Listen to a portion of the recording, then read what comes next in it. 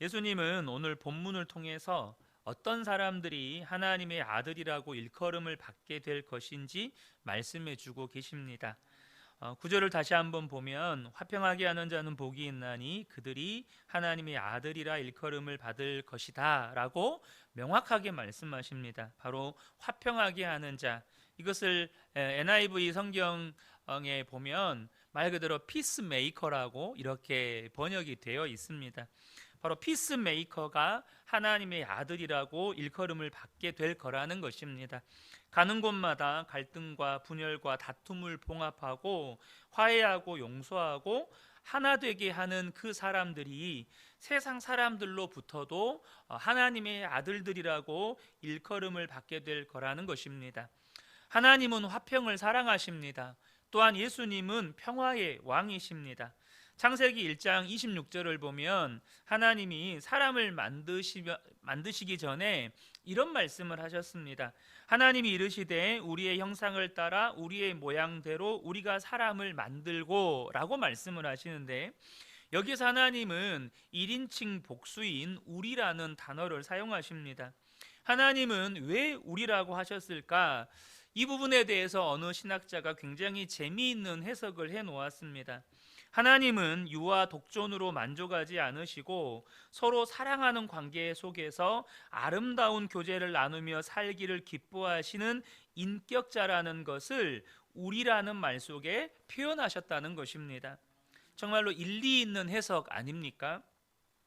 예수님께서 이 세상에 오셔서 제자들에게 하나님을 소개할 때 그 하나님의 이미지를 문 밖에 서서 집 나간 자식이 돌아오기를 기다리시는 아버지로 묘사하신 적이 있습니다. 잘 아시는 것처럼 집 나간 탕자의 비유에서 그렇게 묘사가 되어 있죠. 누가복음 15장 20절을 보면 이에 일어나서 아버지께로 돌아가니라. 아직도 거리가 먼데 아버지가 그를 보고 측은히 여겨 달려가 목을 안고 입을 맞추니, 이렇게 예수님은 하나님 아버지를 묘사하고 있습니다. 왜 이렇게 묘사하셨을까요? 우리 하나님은 자녀들과 사랑하면서 더불어 사는 것을 기뻐하시는 분이라는 것을 보여주시는 것입니다. 하나님은 평화를 사랑하시는 분이십니다. 그래서 사람을 만들 때도 하나님을 닮은 사람을 만들어야겠다라고 생각을 하시고 우리의 형상을 따라 우리의 모양대로 우리가 사람을 만들자라고 하신 것입니다. 그래서 사람은 하나님과 똑같이 더불어 함께 사랑하고 교제하면서 사는 존재입니다. 미워하고 다투고 싸우고 죽이고 등 돌리고 원수 만들며 사는 건 하나님이 만드신 본래의 모습이 아니라는 거예요. 반면에 사탄은 원래 편을 가르고 미워하고 원수가 되게 하고 죽게 만드는 그런 존재입니다. 아담과 하와를 유혹해서 하나님과 원수되게 만든 자가 누구입니까? 바로 사탄입니다. 에덴 동산에서 쫓겨난 아담과 하와로 하여금 900년이 넘도록 가정 안에서 갈등하게 만든 장본인이 누굽니까? 바로 사탄입니다. 에덴 동산에서 그렇게 사랑하며 살던 부부가 에덴 동산 밖으로 쫓겨나서 이제 가시던 뿔과 엉겅퀴를 내는 땅을 일구고 또 추위와 더위와 싸우는 고생을 하며 산다는 게 얼마나 힘이 드는 일입니까? 그러니 그렇게 고생을 하다 보면 사람이 여유가 없고 자연스럽게 짜증도 나고 또 서로에 대해서 원망과 불평이 되지 않겠습니까? 마귀는 계속해서 아담과 하와의 마음을 충동질하는 것입니다. 아담이 고생하면서 이런저런 일들로 아내 하와랑 싸우게 됐을 때 여러분이 아담의 입장이라면 하와에게 뭐라고 말할 것 같습니까? 왜 선악과를 따먹어가지고 이 고생을 시키냐. 대뜸 이 말이 그냥 아마 싸울 때마다 레파토리로 나올 거예요. 그러면 그 말을 들은 또 하와는 뭐라고 할까요? 뭐라고 했을까요? 이건 상상입니다. 성경에 절대 기록되어 있지 않습니다. 우리의 상상이에요. 당신은 남편이 돼가지고 내가 선악과를 먹으려고 할 때 안 뜯어 말리고 뭐 했냐고. 당신이 그때 안 말렸으니까 이런 꼴이 난 거 아니냐고. 또 이렇게 서로 다투지 않겠어요? 여러분, 그렇게 다투며 산 세월이 자그마치 900년입니다. 900년 동안 싸우는 거예요. 그리고 그 집안에 두 아들이 태어나잖아요. 가인과 아벨입니다. 사탄은 이 가인과 특별히 가인을 또 충동질하죠. 하나님이 자기의 제사는 안 받으시고 아벨의 제사만 받으시니까 동생을 질투해서 단둘이 들여 있을 때 돌로 쳐서 동생을 죽이는 것입니다. 지금도 사탄은 우리 안에서 동일하게 역사한다는 것이에요. 얼마나 많은 사람들이 서로 마음을 닫고 등을 돌리고 원수가 되어서 살아가는지 모릅니다. 때로는 가까운 사람들이 더해요. 부부 사이에, 형제 사이에, 친구 사이에 그런 일들이 비일비재하게 일어납니다. 특별히 이 시대를 살아가는 우리는 과거에 비해서 훨씬 더 많은 것들을 소유했고 또 더 많은 풍요를 누리고 사는 것이 틀림없지만 그럴수록 점점 이상하게 마귀를 닮아가는 사람들이 많습니다. 그 대표적인 현상이 뭐냐면 사람들이 이기적으로 변해간다는 거예요. 자아실현 혹은 인권이라는 이름으로 개인의 행복만을 최고의 가치로 여기는 그런 시대를 우리는 삽니다. 젊은이들이 결혼을 기피합니다. 자녀를 낳는 것은 더욱 기피합니다. 왜 그렇습니까? 이 부부가 된다는 건 상대방을 위해서, 내가 상대방을 위해서 일부분 희생을 해야 되는 거거든요. 자녀를 낳는다는 건 이건 전적인 희생을 해야 하는 것입니다. 그래서 사랑하는 사람을 위해서조차도 짐을 지고 희생하는 것을 싫어하는 시대를 살아간다는 거예요. 그건 다 짐이라는 거예요. 혼자가 편하다는 것입니다. 1980년대 미국 대법관으로 지낸 워렌 버그라는 분이 글을 쓰셨는데 그분이 정말 그 법관으로 지내면서 엄청나게 많은 고민을 하셨는데 그 고민 중에 핵심이 뭐냐면 왜 사람들의 소송과 재판이 갈수록 늘어나느냐는 거예요. 갈수록 사람들이 미국 사회가 더 많은 소송, 더 많은 재판을 하게 되더라는 겁니다. 판사들이 숨을 쉴 수 없을 정도로 소송건이 해마다 늘어나는 것입니다. 그래서 그 원인이 어디에 있는가 깊이 생각을 하고 자기 나름대로 해답을 내린 것인데 그 해답이 뭐였냐면 이것은 가정과 교회가 그 기능을 잃어가기 때문이다라고 답을 내린 거예요. 교회가 재구실을 하고 교회 다니는 사람들이 하나님의 말씀대로 살려고 할 때는 웬만한 갈등이나 어떤 이해관계의 충돌이 있어도 서로가 양보하면서 또 용서하면서 풀어가려고 했습니다. 할 수만 있으면 교회 안에서 서로 기도하면서 서로 자기들끼리 해결하고 끝내려고 했어요. 그러니까 법정으로 갈 일이 별로 없는 거예요. 그러나 교회가 이런 도덕적인 힘을 가지고 사람들의 심성과 인격을 떠받쳐 주지를 못하니까 결국 사람들이 문제가 일어나면 자기 힘으로 감당을 못하는 거예요. 그러니까 이제 모든 분쟁을 다 법원으로 끌고 가는 겁니다. 스스로는 그걸 해결할 능력이 없어요. 갈등과 분쟁을 스스로는 해결할 능력이 없으니까 판사 보고 해결해 달라는 거예요. 그래서 그냥 고소하는 겁니다. 그리고 소송 건수는 점점 많아진다는 거예요. 여러분 이거 굉장히 날카롭고 예리하게 본 판단 아닙니까? 그런데 이게 미국 사회만 그러냐는 거예요. 그 미국 사회가 흔히 그런 말 재판의 천국, 소송의 천국 이런 표현을 쓰거든요. 근데 지금 한국 사회도 미국 사회를 닮아가고 있다는 것입니다. 사람들이 좀 이런 표현이 그렇지만 점점 마귀를 닮아가요. 교회 안에서 다툼이 해결이 안 돼서 법정으로 가져가는 경우들이 비일비재합니다. 저도 들은 이야기인데 어느 목사님은 교회의 성도들과 법정 소송만 9건이 걸려 있다는 거예요. 이런 마당에 저와 여러분이 어떻게 하면 화평케 하는 자가 될 수 있느냐 하는 것입니다. 지금 우리는 이런 시대를 살고 있어요.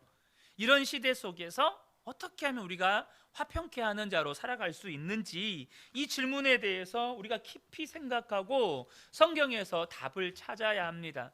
그 첫 번째는 뭐냐면 여러분, 어떤 일이 있어도 우리는 십자가 복음을 외치고 살아야 한다는 거예요. 우리는 십자가 복음을 전하면서 살아야 한다는 것입니다. 여러분, 복음은 하나님과 사람을 화목하게 합니다. 동시에 사람과 사람을 화목하게 합니다. 우리가 예수님의 십자가를 전할 때 그 진리의 말씀은 능력이 있어서 하나님과 원수된 자를 하나님과 화목하게 만듭니다. 또한 모든 죄를 사함받고 하나님의 사랑받는 자녀가 되어, 여러분, 이와 같이 하나님의 사랑을 받은 하나님의 자녀가 되면 그때 나타나는 역사가 뭐냐면 내 옆에 있는 형제를 껴안을 수 있는 화평케 하는 자가 된다는 거예요. 하나님의 사랑을 경험한 자가 이웃을 품을 수 있고 용납할 수 있는 화평케 하는 자가 된다는 것입니다. 그러므로 저와 여러분이 십자가 복음을 여러분 선포하고 사셔야 합니다. 십자가 복음을 전하면서 사셔야 한다는 거예요. 에베소서 2장 14절에서 16절을 보면 그 십자가 복음의 능력을 고스란히 소개해 주고 있습니다. 그는 우리의 화평이신지라 둘로 하나를 만드사 원수된 것 곧 중간에 막힌 담을 자기 육체로 허시고 법조문으로 된 계명의 율법을 폐하셨으니 이는 이 둘로 자기 안에서 한 새 사람을 지어 화평하게 하시고, 이 14절과 15절의 말씀은 유대인과 이방인들을 정말로 그 짐승보다 못한 존재로 취급했고 지옥의 땔감으로 취급했던, 그래서 이방인들을 원수처럼 여기고 그런 취급을 받는 이방인들도 유대인들을 원수처럼 여기는 그들 사이에 십자가가 있을 때 그 모든 원수된 담을 허물어 버리고 하나가 되게 하셔서 화평하게 하신다는 거예요. 그리고 16절에 보면 이 십자가로 이 둘을 한 몸으로, 이 둘은 유대인과 이방인을 말하는 겁니다. 원수된 자들을 하나 되게 하셔서 이제는 하나님과 화목하게 하려 하심이라 원수된 것을 십자가로 소멸하시고 라고 말씀합니다. 이것이 십자가 복음의 능력입니다. 하나님과 우리 사이에 원수된 것을 소멸하시고 사람과 사람 사이에 원수된 것을 소멸해버리는 것이 십자가의 능력이라는 거예요. 그래서 하나님과 우리를 화목하게 하고 성도와 성도를 화목하게 하는 것, 이것이 바로 십자가 복음의 능력이라는 것입니다. 그러므로 저와 여러분이 끊임없이 이 십자가 복음을 선포하고 또 기회가 되는 대로 십자가 복음을 전하는 삶을 살아야 한다는 거예요. 주변에 예수를 알지 못하는 자들에게 예수를 믿으라고 우리는 선포해야 합니다. 예수 믿고 죄사함 받고 하나님의 사랑을 체험하면, 내가 그 사랑 안에 거하면 원수도 사랑하는 힘이 생긴다는 것입니다. 그렇게 우리가 복음을 선포하고 전할 때에 우리가 화평케 하는 자, 피스메이커가 될 수 있다는 거예요. 우리 주변에는 예수 믿고 천국을 이룬 가정들 아마 여러분 보거나 들으셨을 겁니다. 또 원수 관계에 있다가 예수 믿고 정말로 그 관계가 아름답게 회복한 사람들 여러분 들으셨을 거예요. 별세신앙으로 유명한 한신교회 고 이중표 목사님, 우리 교단은 물론 아닙니다. 그런데 이분이 젊은 목사 시절에 전라도 고부라는 곳에서 목회를 하실 때의 일입니다. 교회 안에 참한 여성도가 있었대요. 얼마나 믿음이 좋은지 날마다 새벽을 깨워서 기도하는 것은 말할 것도 없고 누구보다 앞장서서 교회 봉사를 하려고 애썼던 성도였다고 합니다. 그런데 이 성도의 남편은 집배원인데 예수를 안 믿었습니다. 게다가 알코올 중독자였습니다. 이틀이 멀다 하고 술을 먹고 집에 들어오는데, 술을 먹고 집에 들어오는 날이면 아내를 패는 것입니다. 그러니 어떻게 살겠어요? 한 번은 목사님이 그 집을 찾아가서 남편에게 왜 그렇게 아내를 때리느냐고 이렇게 말을 했더니 내가 내 여편네를 패는데 네가 뭔데 간섭이냐면서 달려들더라는 거예요. 어느 날 그 집 아들이 목사님에게 달려와서 우리 엄마 죽었다고 막 울고불고 난리가 난 것입니다. 놀래서 달려갔더니 남편이 술을 먹고 들어와서 그 목침 있죠, 나무베개, 이걸로 아내를 때렸는데 기절을 해서 피를 쏟으면서 이 마당에 쓰러져 있는 거예요. 그러니까 머리를 맞은 것 같아요. 너무나 놀라서 이제 그 부인을 등에 업고 보건소로 가서 겨우 이제 위기를 모면했다고 합니다. 그래서 이제 이 목사님이 내가 두들겨 맞는 한이 있더라도 저 사람 예수 믿게 해야겠다, 그렇게 생각을 했다고 합니다. 그래서 어느 수요일 저녁에 그 남편을 찾아갔어요. 마침 저녁을 먹고 있었는데 선생, 오늘 저녁에 나하고 교회 갑시다, 이런 거예요. 마침 또 이렇게 술을 안 먹고 있을 때는 멀쩡하다 보니까 이분도 예 그러죠 라고 대답을 하고 밥을 다 먹을 때까지 목사님이 밖에서 기다렸습니다. 밥을 다 먹더니 화장실 좀 다녀온다고 하면서 슬그머니 나가더라는 거예요. 아, 저 사람이 또 도망가는구나 하고 급히 따라갔습니다. 자기를 따라오니까 다른 데로 도망가려 했는데 할 수 없이 화장실로 들어갔습니다. 이제 목사님은 밖에서 기다리는데 20분이 지나도 30분이 지나도 안 나오는 거예요.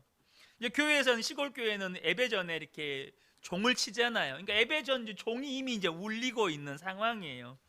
그래서 목사님은 작심을 하고 이렇게 안 떠나고 밖에서 하면서 계속 이제 기다리신 거예요. 견디다 못한 이 사람이 화장실 나오면서 정말 지독하네 하면 그러더라는 것입니다. 그래서 그 남편의 바지춤을 잡고 이제 교회로 데리고 갔어요. 그리고는 그 교회에 태권도 좀 하는 그 젊은이 둘을 양쪽에 딱 앉혀놓고 딱 붙잡아 놓고 예배를 드리게 했습니다. 그리고 그날 준비한 설교를 하지 않고 정말로 그 사람만을 생각하면서 마음에서 우러나는 정말 눈물겨운 설교를 하셨대요. 인생이 한 번밖에 없는데 어떻게 술을 먹고 아내를 때려가면서 사냐, 그런 짓 하다가 세상을 떠나게 되면 어떻게 하나님 앞에 설라고 그러냐, 이렇게 막 직설적인 설교를 그 남편만 향해서 설교를 했대요. 나중에 설교가 끝날 쯤에 보니까 그 남편이 울고 앉아 있더래요. 그래서 무슨 변화가 일어났나 보구나 생각을 하고 예배를 마치고 나오니까 그 남편이 하는 말이, 목사님 오늘부터 제가 예수 믿겠습니다. 그리고 내일 새벽부터 제가 새벽종을 치겠습니다. 이러더라는 거예요. 그래서 맡겼대요. 그랬더니 정말로 새벽마다, 그 다음 날부터 새벽마다 이분이 나와서 새벽종을 치는 거예요. 술도 끊고 아내를 때리던 그 나쁜 습관도 고치고 이제는 이분이 변화되어서 집배원이다 보니까 집집마다 이렇게 돌아다니지 않겠어요? 그래서 편지 왔어요 하면서 편지를 하면서 천국에서 온 편지가 하나 더 있습니다 하고 이 남편이 이제 전도를 하고 다니는 거예요. 나중에 이분이 신학까지 해서 목사가 되십니다. 한 번은 이 남편이 어느 날 목사님을 찾아와서, 목사님, 우리 아내가 어찌 그리 아름답고 천사 같습니까? 그러더라는 거예요. 그래서 목사님이 속으로 이제 알았냐 이 멍청아, 그랬더라는 것입니다.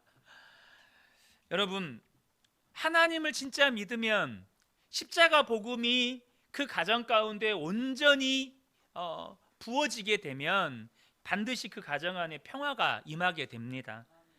하나님을 믿고 예수님을 마음에 모시면 반드시 원수도 사랑할 힘이 생깁니다. 그러므로 저와 여러분이 포기하지 말고 여러분 자신에게 복음을 선포하시고 또한 더 나아가서 기회를 얻는 대로 복음을 전하는 삶을 우리가 살아야 한다는 것입니다. 두 번째는 뭐냐면 서로 용서하고 살아야 한다는 겁니다. 너무 단순한 진리입니다. 십자가 복음을 선포하면서 살아야 한다는 것, 그리고 서로 용서하며 살아야 한다는 것, 그 사람이 화평케 하는 자고 하나님의 아들이라고 일컬음을 받게 된다는 거예요. 한번 금이 간 사이는 피차 용서하지 않고는 회복하기가 어렵습니다. 골로새서 3장 13절 14절을 보면 누가 누구에게 불만이 있거든 서로 용납하여 피차 용서하되 주께서 너희를 용서하신 것 같이 너희도 그리하고 이 모든 것 위에 사랑을 더하라 이는 온전하게 매는 띠니라. 이 말씀을 저희가 저와 여러분이 유의해서 보셔야 하는데요. 먼저 이 말씀은 어떤 이유로 인해서 피차 간에 서로 마음의 갈등이 일어나고 갈라지게 되면 지체하지 말고 용납하고 용서하라는 말씀입니다. 물론 잘못한 쪽이 먼저 와서 용서를 구해야 합니다. 그러나 여러분, 우리가 일반적으로 이렇게 살아가다 보면 잘못했다고 하는 사람이 없을 때가 많습니다. 당장 부부간에도요, 서로 잘못했단 말 잘 안 해요. 그러지 않나요? 서로 싸우는데 잘못했다고 말 나오기가 그렇게 힘이 들어요. 그럴 때는 하나님을 믿는 우리가 먼저 찾아가서 용서를 구하고 화목하기를 힘써야 한다는 말입니다. 나에게 어떤 경제적인 피해를 주거나 혹은 아픈 상처를 주고도 얼굴 하나 붉히지 않고 부끄러워하지 않고 잘못했다고 한마디 하지 않는 그 사람, 다시는 상종도 하고 싶지 않는 사람들이 있습니다. 그럴 때 내가 먼저 찾아가서 그를 먼저 용서해주고 또 서로가 마음과 마음의 담이 쌓이지 않도록 우리가 노력해야 한다는 거예요. 이것이 하나님의 자녀의 모습이고 하나님이 기뻐하시는 사람의 모습입니다. 여러분, 우리는요, 부정할 수 없는 이 세상에서 가장 큰 용서를 받은 사람들입니다. 이것은 부정할 수 없어요. 하나님이 우리 모든 죄를 십자가에서 독생자를 아낌없이 내어주심으로 다 용서해 주셨습니다. 앞으로 지을 죄도 다 용서해 주셨습니다. 말로 형용할 수 없는 용서를 받았기 때문에 우리도 용서하고 살아야 한다는 거예요. 그러나 여러분, 이 용서라는 건 단순히 시간의 흐름과 함께 잊어버리는 망각의 행위가 아닙니다. 시간 지나면 잊어버리는. 그럼 용서는 뭘까요? 예수님이, 하나님이 나를 용서해 주셨기 때문에 나도 용서하겠다고 하는 예수님을 모방하는 행위입니다. 예수님을 따라 행동하는 행위가 용서예요. 시간 지나면서 그냥 잊어버리는 게 아니고요. 예수님이 나를 그렇게 용서해 주셨으니 나도 예수님처럼 용서하면서 사는 예수님의 모방 행위라는 겁니다. 내가 용서받았다는 사실 때문에 감격해서 자발적으로 행동으로 옮기는 결단이에요. 그러나 우리가 기억해야 할 것이 있습니다. 뭐냐면 용서에는 희생이 따른다는 것입니다. 베드로가 예수님께 찾아와서 이런 질문을 했어요. 여러분 다 아시는 겁니다. 형제가 나에게 잘못하면 몇 번이나 용서해야 합니까? 7번까지 용서하면 됩니까? 그때 예수님께서 대답하시기를 7번이 아니고 7번씩 70번이라도 용서해라 라고 말씀하시죠. 그러면서 그 다음에 유명한 비유 이야기를 하십니다. 바로 1만 달란트 빚진 자의 비유를 하십니다. 평생을 뼈가 빠지게 일을 해도 갚을 수 없는 1만 달란트의 빚을 진 종이 왕에게 가서 사정을 할 때 왕이 그 모든 빚을 탕감해 줍니다. 여러분, 이 비유를 하신 이유가 있습니다. 용서라는 게 과연 뭐냐? 물론 우리가 1만 달란트 빚을 탕감받았기 때문에 300데나리온 나에게 빚진 자를 용서해라, 이것도 하나의 결론입니다. 그런데요, 여기서 또 하나 우리가 그동안에 심각하게 별로 고민해 보지 않았던 이 말씀에 또 다른 결론이 있어요. 그게 뭐냐면 용서는 빚을 탕감해 주는 것과 같다는 겁니다. 다시 말하면 빚을 탕감해 준다는 말은요, 돈을 빌려준 사람, 그러니까 빚을 받을 사람은요, 그만큼 내가 손해보는 겁니다. 내가 1만 달란트를 받아야 되는데 그 1만 달란트를 포기하는 거예요. 그래서 용서는 내가 손해보는 것입니다. 용서는 내가 받을 것을 못 받는 거예요. 그래서 저와 여러분이 한 푼도 손해보지 않고 한마디도 나에게 불쾌한 것은 내가 듣지 않겠다, 바로 그냥 받아버리겠다, 이런 계산을 가지고는 아무도 용서하지 못하고 아무도 용서받지 못한다는 겁니다. 내가 희생을 해야 용서가 되는 거예요. 희생 없는 용서는 없습니다.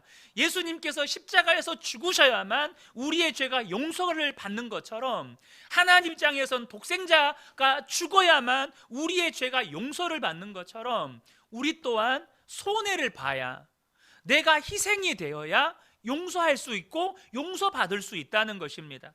또 한 가지 기억해야 할 것은, 용서는요, 비유하면 담을 허는 것과 같습니다. 이게 무슨 말이냐면, 여러분, 베를린을 동서로 갈라 놓았던 긴 장벽이 있습니다. 다들 아시죠? 이 베를린 장벽. 이 장벽이 하루아침에 무너졌어요. 동과 서가 하나가 되게 하는 이 베를린 장벽이 하루아침에 무너졌습니다. 그런데 여러분, 여기서 저와 여러분이 아셔야 될 것이, 무너진 것으로 끝납니까? 무너지면 그걸로 끝이 납니까? 여러분, 장벽이 무너지면요, 그 장벽이 부서진 수많은 폐기물들을 치워야 됩니다. 그 수많은 조각들을 치워야 돼요. 우리가 용서했다고 서로 고백하고 그렇게 말을 하지만 여전히 마음에 앙금과 상처가 남아 있습니다. 서먹서먹하고요, 여전히 상한 감정들이 있습니다. 그렇기 때문에 그 베를린 장벽이 무너진 후에 그 모든 장벽의 부스러기들을 치워야 했던 것처럼, 저와 여러분이 용서한 후에 그 상한 감정과 앙금과 그런 감정의 부스러기들을 치우는 후속 조치가 따라와야 한다는 거예요. 우리가 좀 전에 읽었던 골로새서 3장에서 14절에 피차 용서한 다음에 주님이 뭐라고 말씀하시냐면, 이 모든 것 위에 사랑을 더하라 라고 말씀하십니다. 용서한 다음에 이 모든 것 위에 사랑을 더해라, 그것이 완전하게 매는 띠다 라고 말씀을 하십니다. 여러분, 우리가 용서를 했다면 용서했다는 것에 머물러 있지 않고 더 자주 만나서 또 더 위로하고 더 가까이 아름다운 교제를 나누고 서로를 위해서 기도해주고 서로의 상처를 싸매는 작업이 필요하다는 거예요. 여러분, 그런 경험 있으시잖아요. 용서했어요. 근데 그 사람 얼굴만 보면 또 이렇게 쓴물이 올라와요. 그럼 우리는 내가 용서를 안 했나? 우리 이런 마음이 든단 말이에요. 내가 용서를 안 했나? 분명히 하나님 앞에 용서한다고 그렇게 선포했는데 그 사람 얼굴을 또 보면 이렇게 막 쓴물이 올라오고 상한 감정들이 막 올라와요. 주님이 말씀하십니다. 그 후속 작업을 해야 된다는 거예요. 거기에다가 사랑을 더해야 된다는 것입니다. 그럴 때 우리가 화평케 하는 자가 될 수 있고 하나님의 아들의 모습을 보여줄 수 있는 것입니다. 세 번째는 뭐냐면, 화평을 깨지 않도록 우리가 최선의 노력을 해야 한다는 거예요. 에베소서 4장 3절을 보면, 평안에 매는 줄로 성령이 하나 되게 하신 것을 힘써 지키라 라고 말씀하십니다. 평안에 매는 줄로 성령이 하나 되게 하신 것을 힘써 지키라. 쉽게 표현하면 정말로 화평한 관계, 좋은 관계가 깨어지지 않도록 최선을 다하라는 말입니다. 여기서 이 힘써 지키라는 이 말은요, 죽을 힘을 다해 싸우라는 말입니다. 이 힘써 지키라는 헬라어 단어는요, 이 고대 로마에서 검투사들이 원형 극장에 들어가서 싸우기 전에 이 검투사들을 훈련시킨 조교가 이 검투사에게 해주었던 말입니다. 이 검투사의 싸움은 언제 끝나냐면 둘 중에 하나가 죽어야 끝이 나요. 그래서 이 조교가 검투사에게 너 죽을 힘을 다해서 싸워라, 여기 우리가 힘써 지켜라라는 이 단어가 죽을 힘을 다해서 싸워라, 그래야 네가 안 죽는다, 그 단어예요. 근데 그 단어를 그대로 인용해서 에베소서 4장 3절에 성령 평안에 매는 줄로 성령의 하나 되신 것을 죽을 힘을 다해서 지켜야 된다는 거예요. 여러분, 우리가요, 가정에서 평안이 깨지지 않도록, 또 교회에서 평안이 깨지지 않도록, 여러분을 부르신 일터나 여러분을 부르신 수많은 인간 관계 속에서 평안이 깨지지 않도록 죽을 힘을 다해서 지켜야 한다는 뜻입니다. 여러분, 인간관계는 유리 그릇과 같습니다. 조금만 다치면 쉽게 금이 가고 깨집니다.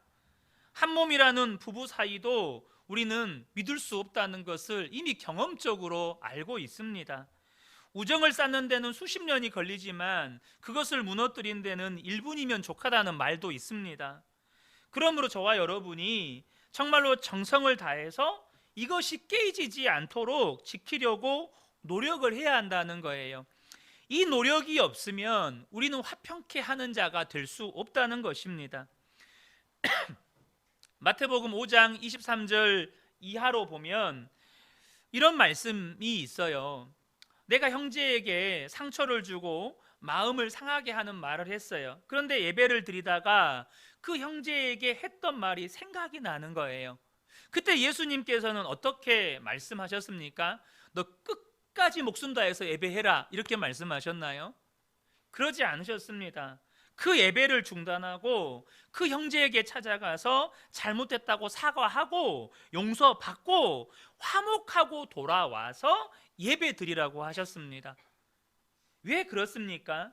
그 상한 감정을 그대로 내버려 두면 나중에 그것이 얼만큼 커져서 어떤 피해와 고통을 낳게 될지를 모르기 때문에 주님은 그것을 사전에 막으라는 것입니다. 그러면 여러분, 우리가요, 깨진 관계를 다시 회복하기 위해서도 노력을 해야 하지만 깨지지 않도록 사전에 예방하는 것이 더 중요하고 또 보람 있는 일입니다. 그러므로 저와 여러분이 인간관계를 깰 수 있는 말이나 행동들을 조심하셔야 합니다. 아브라함에게는 조카 롯이 있잖아요. 이 두 가정이 다 하나님의 복을 받아서 자꾸 재산이 늘어나는 거예요. 막 가축이 막 늘어나는 겁니다. 그래서 그들이 주어진 땅은 한정되어 있고 그러다 보니 먹일 물과 풀이 부족한 것입니다. 그러자 이 두 가정의 목자들이 자꾸 갈등과 충돌이 일어납니다. 특별히 롯이 욕심이 많아가지고 자기 목자들을 충동해가지고 자꾸 이 아브라함의 목자들과 싸움을 일으키는 거예요. 이렇게 되니 서로가 불편한 거죠. 그때 아브라함이 조카 롯을 불렀습니다. 야, 우리가 서로 가족인데, 한 가족인데 싸우면 되겠냐? 우리 서로 싸우지 말자. 내가 너에게 먼저 선택권을 주마. 네가 동으로 가면 내가 서로 가고 네가 우하면 내가 좌하겠다. 이때 롯이 잘됐다 싶어서 좋은 땅을 선택합니다. 롯이 좋은 땅을 선택하니까 아브라함은 자연적으로 그 좋은 땅의 반대편으로 갈 수밖에 없었습니다. 그곳은 산지였어요. 그러니까 목축하기에는 너무나도 불편한 땅이었습니다. 자기가 가진 좋은 조건들을 포기하고 그쪽으로 갔어요. 왜 그랬습니까? 아브라함이 하나님으로부터, 지금 우리가 창세기 말씀 때 나누었잖아요. 약속의 말씀을 받은 사람도 아브라함이고 그 가나안 땅을 약속받은 사람이 아브라함이고 또한 아브라함은 이 롯의 삼촌입니다. 어른이에요. 선택권이 아브라함이 주장을 해도 전혀 누가 뭐라 할 사람이 없습니다. 그런데도 아브라함은요, 포기합니다. 왜 그렇습니까? 재산보다 평화가 더 중요했기 때문입니다. 재산보다 평화가 더 중요했기 때문이에요. 자기 재산이 좀 손해를 보고 줄더라도 형제 사이가, 삼촌과 조카의 사이가 잘못되지 않기를 바랬던 것입니다. 하나님은 그런 아브라함을 찾아오셔서 다시 한번 놀라운 복을 약속해 주십니다. 창세기 13장 14절 15절을 보면 너는 눈을 들어 너 있는 곳에서 북쪽과 남쪽 그리고 동쪽과 서쪽을 바라보라. 보이는 땅을 내가 너와 내 자손에게 주리니 영원히 이르리라. 하나님은 화평케 하는 자를 사랑하십니다. 왜 그렇습니까? 화평케 하는 자가 하나님을 닮은 사람이기 때문에 그렇습니다. 하나님이 평화의 왕이시니까, 예수님이 평화의 왕이시니까 화평케 하는 자들은 하나님 닮은 사람들이에요. 예수님 닮은 사람들입니다. 우리가 그런 표현 하잖아요. 다 똑같은 자식이지만 나를 더 닮은 자식에게 좀 더 애착이 가잖아요. 좀 더 그 자식에 대한 이해감이 생기잖아요. 나를 더 닮은 자식이기 때문에, 나를 더 닮았기 때문에 좀 더 애착이 가는 그런 것을 우리가 느낍니다. 사랑하는 성도 여러분, 저와 여러분이 이 땅을 살면서 정말로 하나님의 아들이다, 하나님의 딸이다, 이런 말들을 듣고 또 하나님으로부터 그런 평가를 받고 살고 싶지 않으십니까? 저와 여러분이 정말로 화평케 하는 자가 되시기를 축복합니다. 분쟁이 있는 곳, 갈등이 있는 곳, 다툼이 있는 곳, 싸움이 있는 곳에 평화를 심는 분들이 되시기를 축복합니다. 정말로 십자가 복음을 선포하고 전하고 서로 용서하고 힘써서 평화를 지켜갈 때 우리 모든 성도님들이 저분은 하나님의 아들이구나, 저분은 진짜 하나님의 딸이구나, 이런 놀라운 칭찬을 듣게 될 줄로 믿습니다. 이 은혜가 우리 모든 성도님들께 충만하게 임하시기를 예수님의 이름으로 축복합니다. 아멘.